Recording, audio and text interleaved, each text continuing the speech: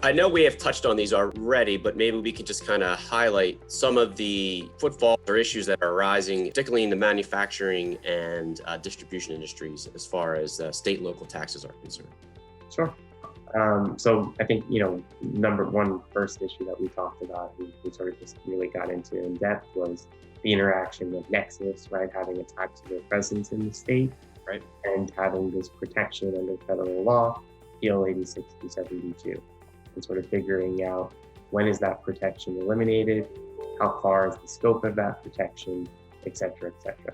So that's one area that's really been implicated. Another area that comes up often is sourcing of income.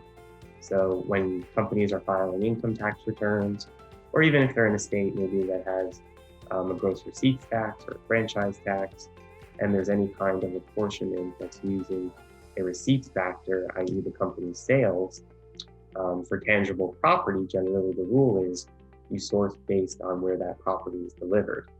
But a lot of times, right, companies use distribution centers or third-party logistics centers where products might go temporarily or might go even for, minutes, hours, and then shoot out right to another distribution center or shoot out to another retailer or the end customer.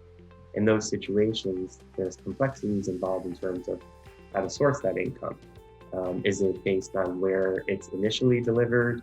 Is it based on the ultimate destination?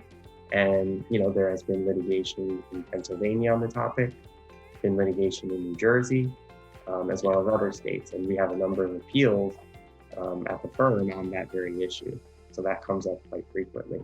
Another area that comes up in the M&D space, manufacturing and distribution, tied to revenue apportionment, is throwback. So throwback is just one of those rules that is, so we talked about PL 86 to 72, right? And not having to file and not having to pay income tax in certain states. The way that throwback works is if a company sells into those states, certain states have a rule that says those sales essentially get put into the sales factor apportionment of the taxing state if the sale originated in that state.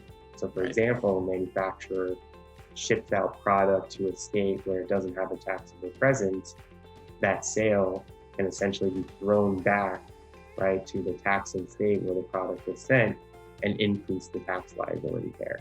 So that's something that really comes up a lot in the M&D space.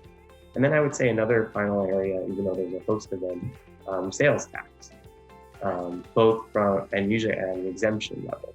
So a lot of the times manufacturing, distributors, whether they're involved in processing activities, packaging activities, maybe R&D activities, there's various exemptions for sales tax purposes that allow these companies to make purchases of different types of equipment, or even in some cases, different types of software that allows the equipment to operate, and make those purchases sales tax free.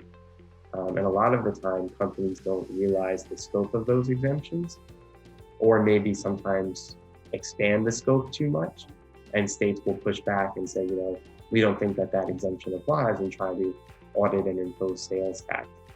The contrary side, or the opposite side, is, let's say the company is making sales that are sales tax free, whether they're making a sale to a distributor or a retailer that's going to resell the product, or maybe they're making a sale to another manufacturer that's going to use the product as an ingredient or a component in its product. Collecting the right resale certificates. That's an issue that comes up a lot, where upon audit, states will come in, company might have collected a resale certificate in its home state, but not the state where the product was delivered.